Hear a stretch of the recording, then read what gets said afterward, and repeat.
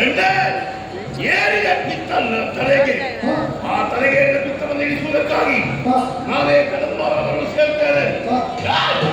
ಹೇಳಿದರೆ ಹೇಳಿ ಯುದ್ಧದ ಸಿದ್ಧತೆಗಳಲ್ಲಿ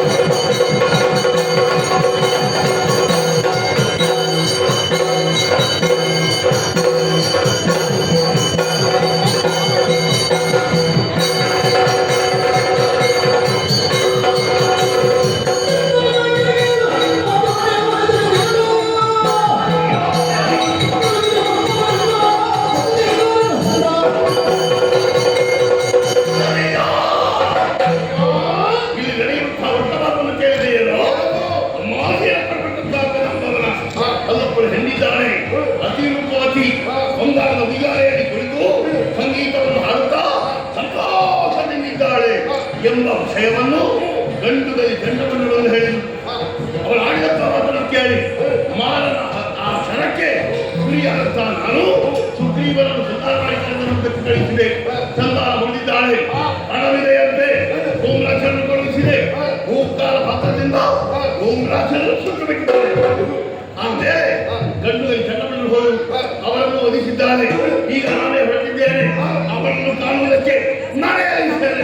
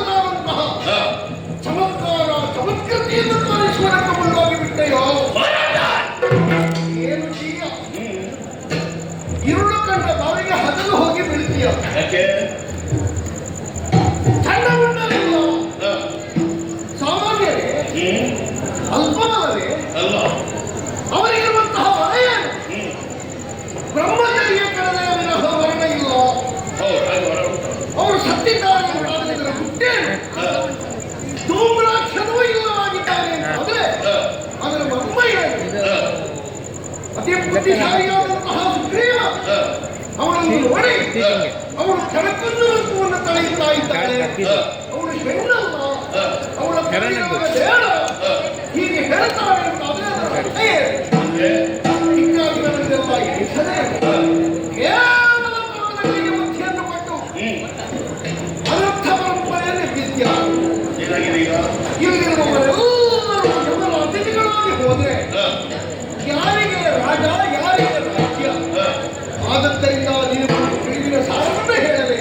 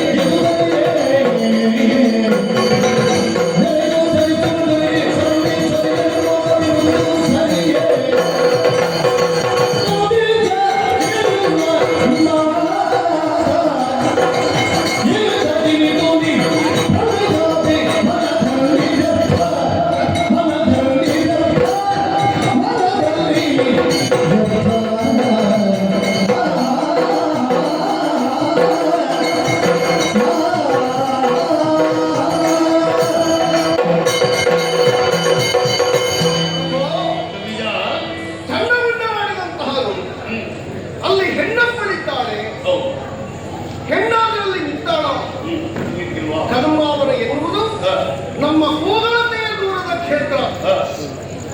ರಕ್ಕಸರಿಗಾದರೂ ಹೋಗುವುದಕ್ಕೆ ಒಂದೊಂದಾಗಿ ಹೆದರಿಕೆಯಾಗಬಹುದಾದಂತಹ ಉತ್ತಮವಾದ ಪ್ರದೇಶ. ಅಂತಲ್ಲಿ ಅಬಲಿಯಾದ ಹೆಣ್ಣುಗಳು ಅಲ್ಲಿ ಕುಳಿತು ಸ್ವೇಚ್ಛೆಯಿಂದ ಕಾಲಾದ ವಿಧಾನಗಳಿಂದ ತನ್ನನ್ನು ತಾನು ಸಂಭ್ರಮದಿಂದ ಕಾಣಿಸ್ತಾಳೆ ಅಂತಾದ್ರೆ ಇದೇನೋ ಎನ್ನುವುದನ್ನು ಕುಲದಿಂದ ಕೇಳಿದ್ರೆ ಅವನು ಹೆಣ್ಣಲ್ಲ ಪ್ರಭು, ಮತ್ತೆ ಶಿಕ್ಷಕ್ಕೆ ಸ್ವರೂಪ ಓಂಕಾರಾಕ್ಷರ ಪ್ರತಿಪಾದಿತವಾದಂತಹ ಪರಬ್ರಹ್ಮ ಸ್ವರೂಪಗಳು. ಹಾಗಾದಂತಹ ಜಗಜ್ಜನನಿ ಈ ಕಾಲಕ್ಕೆ ಹಾಗೆ ಯಾಕೆ ಕಾಣಿಸಿಕೊಂಡಿದ್ದಾರೆ ಕೇಳಿದ್ರೆ ನಮ್ಮ ಅನ್ಯ ಸದಾಚಾರಗಳು ಹೆಚ್ಚಾಗಿದೆ. ಎಲ್ಲಿ ನೋಡಿದರೂ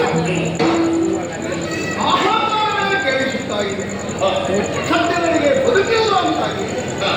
ಹಾಗಾಗಿ ಬುದ್ಧನಾದಂತಹ ಒಬ್ಬವರನ್ನು ಕರೆದು ಲೋಕಕ್ಷೇಮಕಾರಕವಾಗಿರುವಂತಹ ಒಂದು ರಂಗ ನಿರ್ಮಾಣವನ್ನು ಮಾಡುವುದಕ್ಕೆ ಅಂತಹ ತಾಯಿ ಬಂದಿದ್ದಾರೆ. ಅವಳನ್ನು ವಿವೇಕದ ಕಡೆಯಿಂದ ನೋಡಬೇಕು ಅಂತಾದ್ರೆ ನೀನು ಪ್ರಮಾಣ ಮಾಡಬೇಕಾದದ್ದು ಏನು ಮಾಡಬೇಕು?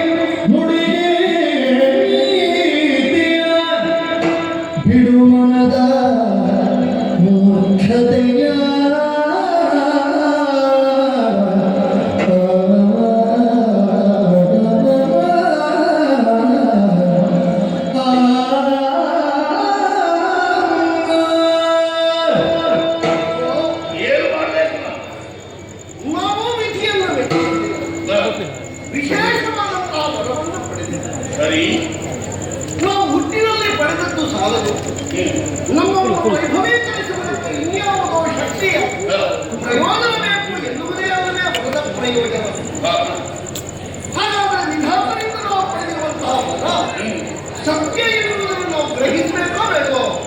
ಗ್ರಹಿಸಬೇಕು. ಗ್ರಹಿಸಿದ್ರೆ ನಿನಗೆ ಬ್ರಹ್ಮದೇವರು ಕೊಟ್ಟಿರುವಂತಹ ವರ ಏನು?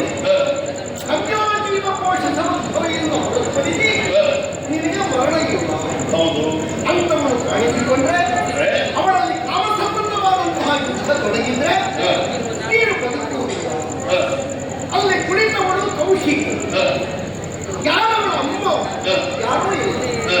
ಪಾರ್ವತೀ ದೇವಿ ಸ್ಮರಣಕ್ಕಾಗಿ ಬರುವಾಗ ಅವಳ ದೇಹದಿಂದಲೇ ಕೋಶವನ್ನು ವಿಭಜಿಸಲ್ಪಟ್ಟು ತಾನು ಗೌರವಗಳಿಂದ ಕಾಣಿಸಿಕೊಂಡು ಕೌಶಿಕೆ ಎನ್ನುವಂತಹ ನಾಮಧಾರಣೆಯನ್ನು ಮಾಡಿ ಕರ್ಮಾವರಣದಲ್ಲಿ ಕುಳಿತಿದೆ ಎಂಬ ಜ್ಞಾನಿಗಳ ಸಂಬಂಧ. ಹಾಗಾದರೆ ಇಂತಹ ಒಂದು ವಿಶೇಷವಾದ ವಿದ್ಯಮಾನ ಯಾಕೆ ಬಂತು ಕೇಳಿದ್ರೆ ನೀನು ಪಡೆದಿರುವಂತಹ ವರವನ್ನು ಸತ್ಯವಾಗಿಸಿ ನಿನ್ನನ್ನು ಯಾವುದೋ ಒಂದು ವ್ಯಾಮೋಹದ ಬಲೆಯೊಳಗೆ ಸಿಲುಕಿಸಿ ನಿನ್ನ ಅವಸರವನ್ನು ಕಾಣುವುದಕ್ಕೆ ಅವರು ಪ್ರಯತ್ನಿಸುತ್ತಾರೆ ಅಂತಾದ್ರೆ ನಾವು ಬುದ್ಧಿಶಾಲಿಗಳಾಗಬೇಕು, ನಾವು ಚುರುಕುಮತಿಗಳಾಗಬೇಕು. ನಮ್ಮದಾದಂತಹ ಉಳಿವನ್ನು ಕಾಣುವುದಕ್ಕೆ ನಾವೇ ನಮ್ಮ ಜೀವನವನ್ನು ತಿದ್ದಿಕೊಳ್ಬೇಕು. ಹೇಗೆ ಕೇಳಿದರೆ ಅವರು ಯಾವುದೇ ವಿಷವ್ಯೂಹವನ್ನು ಬರೆಯಲಿ ನಮಗೆ ಬ್ರಹ್ಮದೇವರು ಕೊಟ್ಟಿರುವಂತಹ ವರವುಂಟಲ್ಲ, ಆ ವರದ ರಕ್ಷಣೆಯ ಒಳಗೆ ನಾವು ಬದುಕಿದೆವು ಅಂತಂದ್ರೆ ನಮ್ಮನ್ನು ಯಾರಿಗೂ ಏನು ಮಾಡುವುದಕ್ಕೂ ಸಾಧ್ಯ ಇಲ್ಲ. ಯಾವ ರೀತಿಯ ಬಂತು ಅಂದ್ರೆ ವಿಷಯಕ್ಕೆ ನಾವು ಯಾವುದನ್ನೆಲ್ಲ ಉಂಟಬಾರದು, ನಾವು ಯಾವುದೆಲ್ಲ ವರವಾಗಿ ಪಡೆದಿದ್ದೇವೆ ಅದಕ್ಕೆ ಅತೀತವಾಗಿ ನಾವು ಹೋಗಲು ಇಟ್ಟಾಯಿತು. ಜೀವಕೋಶದ ಮನಸ್ಸಿನಲ್ಲಿ ಕುಳಿತಿದ್ದಾರೆ, ಅವರಲ್ಲಿ ಕಾಮ ಸಂಬಂಧವಾದಂತಹ ಯುದ್ಧವನ್ನು ನೀರು ತೊಡಗಿದ್ದಿ ತೊಡಗಿದ್ರೆ ನನಗೆ ಮರಣ ಅದನ್ನು ಬಿಡಬೇಕು, ಅವಳ ಕಾಲ ಹಿಡಿಯಬೇಕು, ಅವಳ ಅಹಿತಾನ ಸಂಪಾದನೆಯನ್ನು ಮಾಡಿ ಈ ದಾತ್ರಿಯಲ್ಲಿ ನಾವು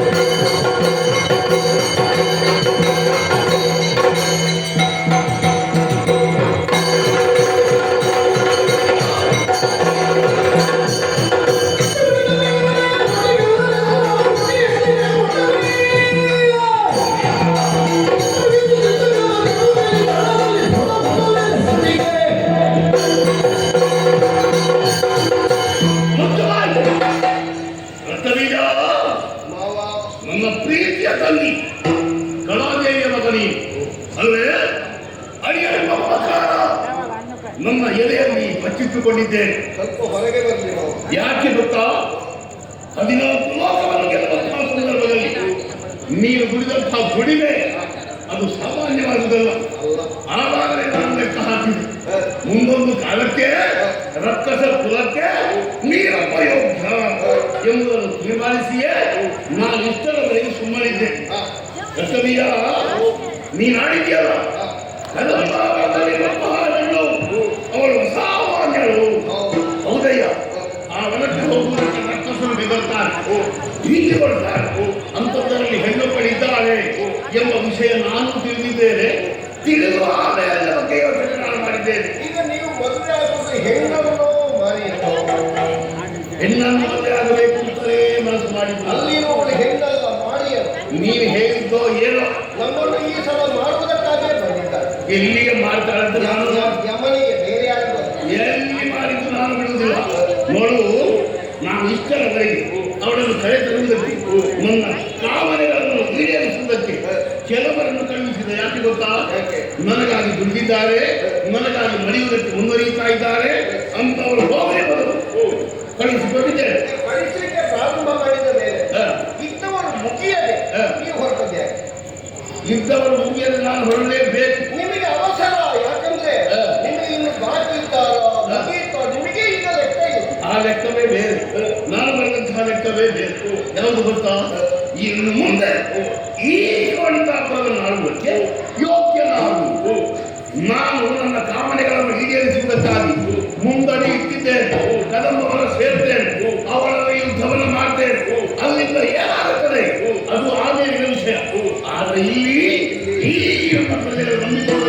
ಬದುಕಿದ್ದಾರೆ ಅಂತವರನ್ನು ಉಳಿಸುವುದಕ್ಕೆ ಯಾರು ಯೋಗ್ಯ ಯಾರು ಎಂಬುದನ್ನು ತೀರ್ಮಾನಿಸಿಯೇ ನಿನ್ನನ್ನು ನಾನು ಕರೆಯಲಿಲ್ಲ. ಗೊತ್ತಾಯ್ತಲ್ಲ? ಈಗ ನಾವು ಒಂದು ಕುಶಲವಾಗಿ ಕೇಳೋದು, ಏನು ಕುಶಲ? ನೀವು ಅಲ್ಲಿ ಸೋತಿರಿ ಇಟ್ಟುಕೊಳ್ಳು. ಅಲ್ಲ, ಸತ್ಯ ಅಂತ ಇಟ್ಟು. ಅಲ್ಲಿ ಅವಳು ಗೆದ್ದರು. ಮತ್ತೆ ನನ್ನನ್ನು ಬದುಕಲಿಕ್ಕೆ ಬಿಡ್ತಾಳ ಅವಳು? ನಿನ್ನನ್ನು ಬದುಕಲಿಕ್ಕೆ ಬಿಡುವುದಕ್ಕೆ ಅವಳು ಈ ಕಡೆ ಬರುವುದಕ್ಕೆ ಸಾಧ್ಯವೇ ಇಲ್ಲ. ಯಾಕೆ ಬರುವುದಿಲ್ಲ? ತುಂಬರನ್ನು ಕೊಲ್ಲುವುದಕ್ಕೆ ಮಾತ್ರ ಅವಳು. ಅಲ್ಲ, ಅವಳಿಗೆ ಬಂದದ್ದು ಯಾಕೆ ಗೊತ್ತುಂಟ? ಯಾಕೆ? ಅಕ್ರಮವಾಗಿ ನಾವು ಸಕ್ರಮ ಮಾಡಿದ್ದ ಭೂಮಿ ಉಂಟಲ್ಲ, ಹೌದು. ಅದನ್ನು ಅವರಿಗೆ ಕೊಡಿಸಿ. ಅಕ್ರಮ ಸಕ್ರಮ ಅಕ್ರಮವಾಗಿ ನಾವು ಸಕ್ರಮ ಅಂತ ಮಾಡಿದ್ದ ಭೂಮಿಯನ್ನು ಅವರಿಗೆ ಕೊಡ್ಲಿಕ್ಕೆ. ಇನ್ನು ಧರ್ಮೋತ್ತರವಾದಂತಹ ದೇವತೆಗಳನ್ನು ನಾವು ಕಂಡಲ್ಲಿ ಬಡೀತಾ ಇದ್ದೇವಲ್ಲ, ನಮ್ಗೆ ಅಹಂಕಾರ ಉಂಟು ಅಂತ. ನಮ್ಮವರು ಮಲಗುವುದಿಲ್ಲ, ನಿಮಗೆ ಗೊತ್ತಿಲ್ಲ. ರಾತ್ರಿಯವರೆಗೆ ಮಲಗುವುದಿಲ್ಲ. ಸಿಕ್ಕ ಸಿಕ್ಕ ಕಡೆಯಲ್ಲಿ ಒಳ್ಳೆಯವರಿಗೆ ಹೋಗ್ಲಿಕ್ಕೆ ದಾರಿ ಇಲ್ಲ. ಸಿಕ್ಕ ಸಿಕ್ಕವರಿಗೆ ಬಡೀತಾರೆ. ಯಾಕೆ ಅಂತ ಕೇಳಬೇಡಿ. ನಮ್ಮವರನ್ನೆಲ್ಲ ಕಳ್ಳ ವ್ಯಾಪಾರವೇ ಆಗಿ ಹೋಗಿದೆ. ಆದ್ದರಿಂದ ಹೇಳುವುದು, ನಮ್ಮವರು ಬದುಕಲಿಕ್ಕೆ ಬಿಡ್ಲಿಕ್ಕಿಲ್ಲ. ನಮ್ಮವರು ಕಳ್ಳ ವ್ಯಾಪಾರ ಮಾಡ್ತಾರೋ ನಿಜವಾದ ವ್ಯಾಪಾರ ಮಾಡ್ತಾರೋ ನಾನು ಇಷ್ಟೊಂದರಲ್ಲಿ ನೋಡ್ಲಿಕ್ಕೆ ಹೋಗ್ಲಿಲ್ಲ. ಅವರು ಬದುಕು ಅವರು ಹೇಗೆ ಹೋಗ್ತಾರೋ ನೀವು ನೋಡ್ಲಿಲ್ಲ.